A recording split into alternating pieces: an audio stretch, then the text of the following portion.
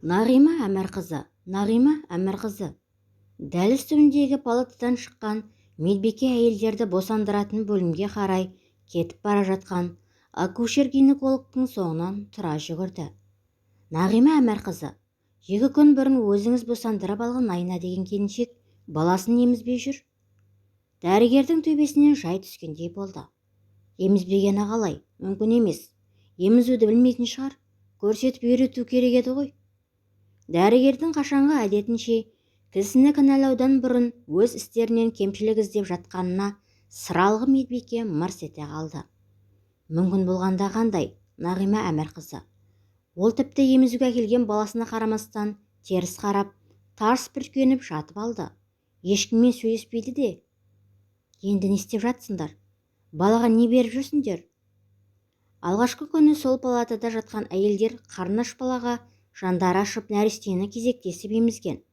Сосын жаңа туған сәбиге беретін арнайы қоспаға тапсырыс жасадық. Түнгі ауысымнан кейін күн аралатып жұмысқа келгенде естіген осындай жаңалықтан жас дәрігер Нағима Әмірқызы есінен танып қала жаздады. Ой Аллай, неше түрлі сұмдық болады екен-ау, деді ол күбірлеп. Баласын емізбегені несі? Ешкіммен сөйлеспегені несі? Қой, беті отыра беруге болмас.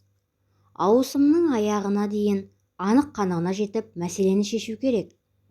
Перзентханаға жаңадан келіп түсіп жатқан әйелдерді қабылдап жатып та, палаталарда аралап жүріп те, өзін айран асыр еткен осы жайға ойша орала берді. Ойпырмай, өз баласынан безінген деген не сұмдық? Бұған не істесем екен?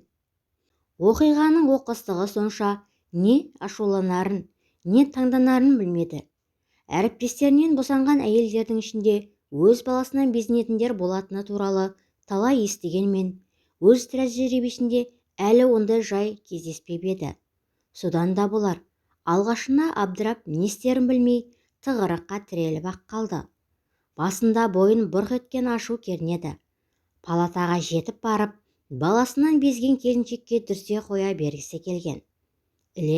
Ол ойыннан қайтып, алқымына тығылған ашуды сабырға жеңдіруге тырысты. Шынын айту керек, бұрын қаншама рет естігендіктен, өмірде ондай жайдың кездесетінін білсе де, өзі ешқашан бетпе-бет келмегендіктен, көңіл түкпірінде оқиғаның шындығына деген сенімсіздік те бар еді. Сондықтан не де болса, барлығын өз көзімен көріп, өз құлағымен есту үшін Айна жатқан палатаға беттеді. Палата ішінде жатқан әйелдердің ішінен оны тап басып таныды. Жылай-жылай көзі бұлаудай болып, ісіп кеткен келіншектің түрі аянышты ақ еді. Есіктен кірген дәрігерді көргенде, сірә, бұл сәтті өзі де үрке күтіп жатқан болуы керек. Басын көтере алмай бүгжектеді де қалды. Жаңа ғана ширығып келген дәрігер бойындағы ашудың қайда кеткенін өзі де білмей қалды. Айна, сен маған сюрприз дайындап қойыпсың ғой? Келіншек үндемеді. Дәрігер оның қасына келіп отырып, қан қысымын өлшеді, ақ шүберекпен тас қылып байлап тастаған кеудесін ашқызып көріп еді, сүт кернеген қос анары тырсылдап тұр екен. Балаңды емізіп қалғанын сауып таста, сүт қатып қалса қиын болады, деді жас келіншектерге кеңес беретін қашанғы әдетімен. Қазірдің өзінде аздаған қызуы бар байқалады. Балаң жақсы емсе, қалыпқа түседі. Мен оны емізбеймін. Келіншектің даусы солғын шықты. Сен асықпа, өмірде түрлі қиындықтар болады. Адам сол қиындықтармен күресіп жеңе білсе ғана адам. Ал алғашқы қиындықта өз басында қорғаштап, титімдей сәбиді тастап кетсең, кім болғаның? Бұдан кейін қалай өмір сүресің сонда? Келіншек басын тұқыртып ләм-мим демеді. Күйеуің бар ма? Туыстарың бар ма? Босанғаныңды естіді ме? Көзінен тарам-тарам жас парлаған Айна жастығын құшақтап булыға жылады. Жарайды Айна, сабыр ет. Жағдайың қиын екені белгілі боп тұр. Жылағаннан пайда жоқ. Одан да екеулеп бір амалын ойластырайық. Дәрігер барынша сабырлы болуға тырысып, жас босанған анамен тағы біраз сөйлесті. Мұндайда нақты көмек көрсетер жағдайы болмаған соң, адамның айтар сөздері де салмақсыз болатындай көрінеді өзіне. Сонда да шалт шешім қабылдап отырған Айнаны өмірлік өкінішке ұрындырар адамнан сақтандырып, ақылға келуге шақырды. Қолынан келгенінше көмектесуге уәде берді. Айна тіл қатқан жоқ. Әйелдің тас боп қатқан жүрегін жібітемін бе деген соңғы үмітпен, қызың өзінен аумайды, оң қабағының үстінде қарауытқан белгі бар. Сірә сенікіндей мен болатын шығар, көрдің бе? деген. Айна аузынан әлдене шығып кете ме деп қорыққандай ернін жымқырып басын шайқады. Дәрігер, әлі де ойлануға уақыт берейін, асығыс шешім қабылдама, деп палатадан шығып бара жатқанда келіншек тағы да бір жылы сөздер күткендей бұған жаутаңдай қараған. Әлдене дегісі кеп оқтала беріп тоқтап қалып еді. Жүзіндегі бағанағы қатулықтың сірі сөгілгендей әсер еткен бұған. Алдамшы әсер еткен. Айна сол түні баласын тастап қашып кетті. Жарық дүние есігін аттамай жатып, тірі жетім атанған сәбидің шешесін іздеп таппақшы болып, дәрігерлер әрі жүгірді, бері жүгірді. Милицияға хабарлады. Қаладағы әйелдер консультацияларында есепте тұрған әйелдер арасынан іздестірді. Ақыры барлық әрекеттері нәтиже бермеген соң, дәрігерлер оны анасының атымен атап, Асанова Айна деп куәлік толтырып, нәрестелер үйіне өткізді. Арада 18 жыл өткенде әйелдер босанатын үйде тағдыр Нағима Әмірқызының кіндігін өзі кескен осы Айнамен екінші рет кездестірді. Ең өкініштісі, оқиғаның тұп-тура Айнаның өзі дүниеге келгенде шешесі істеген іс сияқты Айна қатесіз қайталағанын айтсаңшы. Түнде босанған әйелдердің медициналық кітапшаларын бөлім меңгерушісінің қолына ұстата беріп, кезекші дәрігер, мына әйел баласын тастап кетемін деп жатыр, деп бір кітапшаны бөлек ұсынды. Нағима Әмірқызының көзіне Асанова Айна деген жазу оттай басылды. Бұл атты қалай ұмытсын? Ұмытпақ түгілі, дәрігерлік тәжірибесінде алғаш кездескен көкек ананың аты жөнін, бет бейнесін ұзақ жылдар бойы санасынан өшіре алмаған. Ол ма? Баланы Айна емес, өзісі тасып кеткендей қиналғанын айтсаңшы. Тіпті баласын тастап кету туралы ойынан қайтара алмадым. Ісінің қателігіне көзін жеткізе алмадым деп, өзін-өзі кінәлаған кездері де болған. Кейде автобус терезесінен қарап отырып, көшеде кетіп бара жатқан жас әйелдерден сол қашқын әйелге ұқсастық іздеп, кездесіп қалам ба деп қарап жүретінін өзі де байқамай қалатын.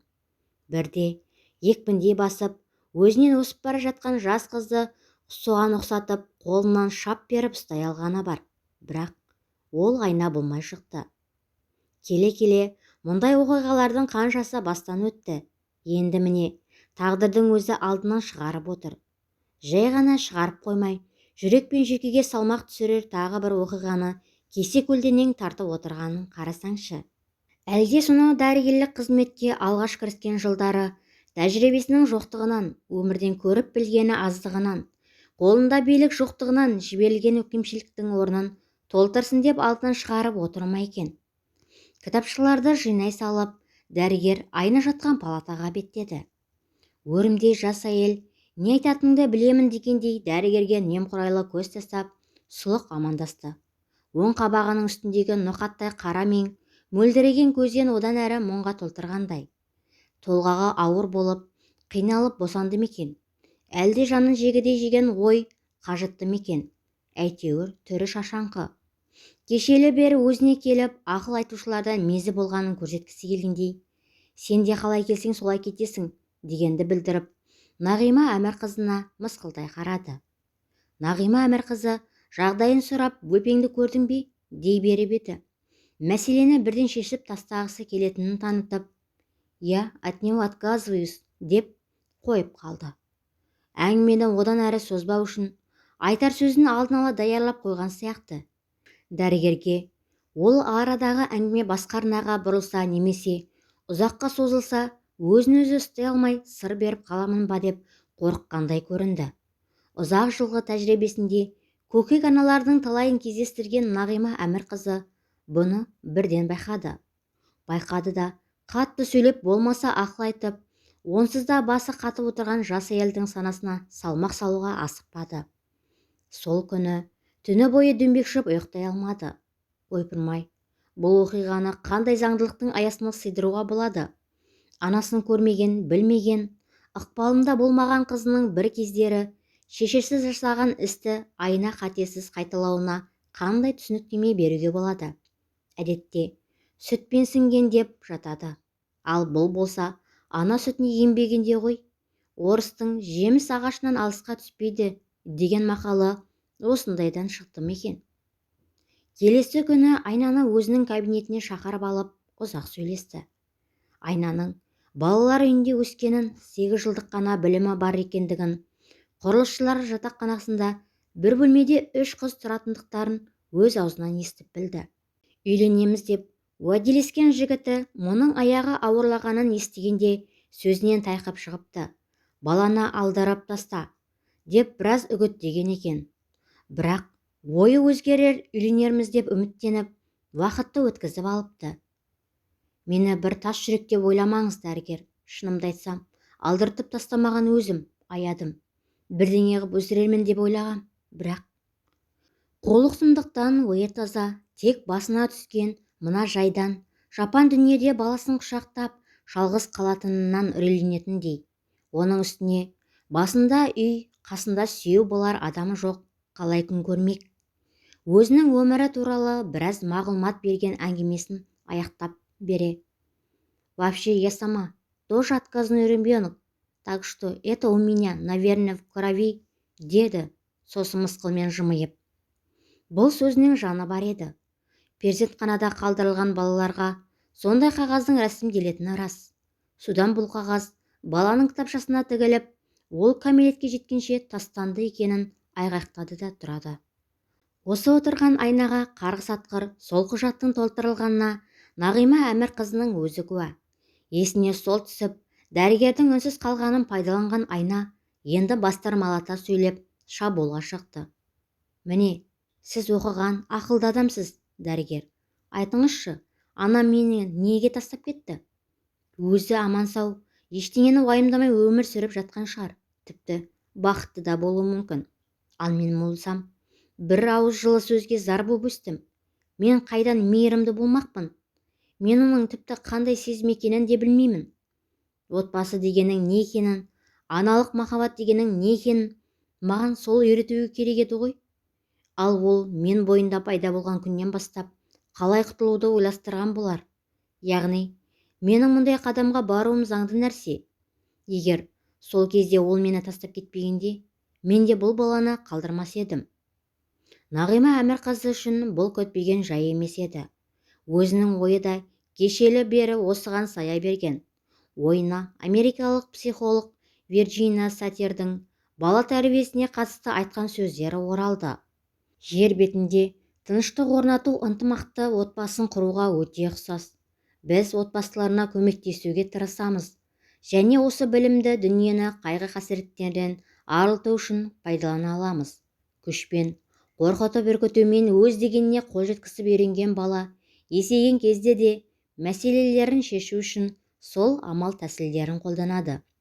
Айналамыздағы адамдардың көпшілігі осылай тәрбиеленгендіктен, көптеген мемлекеттер басшыларының дидакторлық тәсілдерге жүгінетіні таңқаларлық нәрсе емес. Енді осындай сұмдық қателік, қатыгез әдет ұрпақтан ұрпаққа жалғасы беру керек пе? Сен балаңды тастап кеткенде, анаңда кеткен кегің қайтама, ойланшы. Өзің айтып отырсың ғой, бір ауыз сөз жылы сөзге зар болдым деп. Сол жылы сөзден, ыстық алақанынан сен айырған ма сәбиіңді? Қатыгездіктің тізбесін сен үз сөйтіп. Ертең бұл азамат болғанда көрген қиындығының бәрі бір күнгідей болмайды. Ол өседі дегенше сіздерге айту оңай. Мен баламен қайда барамын, қалай күн көремін? Ешкімнің ешкімде шаруасы жоқ. Сіз де маған жаныңыз ашқандықтан емес, тастап кеткен баламен басыңызды қатырмау үшін айтып отырсыз. Әйтеуір, мені осы үйден баламен шығаруыңыз керек, солай емес пе? Түптің түбінде баланы, басқа барлық проблемаларды құшақтап, мен жалғыз қаламын. Жалғыз қалмайсың, мен саған уәде беремін. Кел, екеуміз былай келісейік. Сен балаңды алып шығып, қазіргі бөлмеңде тұра тұр. Қасындағы қыздар бірер айға шыдайды ғой. Ал оған дейін мен осындағы бөбектер үйінің бірімен келісіп қояйын. Ол менің қолымнан келеді, күмәнің болмасын. Соның ішінен сәл күш жинаған соң, сен істейтін бір жұмыс қарастырамыз. Балаң қасында болады, Бұған қалай қарайсың? Айна қайдан білейін дегендей иығын көтерді. Қобалжулы сияқты. Адамның алғашындағы тас бекем мойнынан тез қайтуы да оңай емес қой. Соны түсінген дәрігер Айнаны уәдеңді бер деп асықтырмады. Бар болғаны бар, қазір бөпеңді әкеп бер деп айтамын, мәмесін бер. Ол сен екеуміз күткендей үлкен азамат болу үшін қазір көп емуі керек деді. Кешелі бері тістеніп, көзінен бір тамшы жас тамбаған Айнаның жанары жасаурап, үнсіз басын изеді. Бөлмедегі қыздармен, одан кейін жатақхана комендантымен келіссөз ойлағаннан ұзаққа созылып кетті де, Айна басқа елдерге қарағанда перзентханада ұзағырақ жатып қалды. Арада жарты айдан уақыт өткенде барып, дәрігерлер орталарынан ақша шығарып, сатып алған жаялық жөргекке оралған сәбиін перзентханадан көтеріп шыққан. Есіктен шыға берген оны бірнеше әріптесі, бөлмелес қыздары улап-шулап қарсы қалды. Бірінен кейін бірі құшақтап, қолдау көрсетіп, қайраттандырып жатқан қыздардың арасынан алға шыққан комендант: «Кәне, біздің полкымыздың баласы» деп құндақтаулы нәрестені қолына алды. «О, нағыз сарбаз болатын жігіт қой мынау. У-шуды қыланы да ілер емес. Жарайсың қызым, бізді қорғайтын батыр туыпсың». Бағанадан бері жанарына жас толып үнсіз тұрған Айна өксе демалып, езу тартты.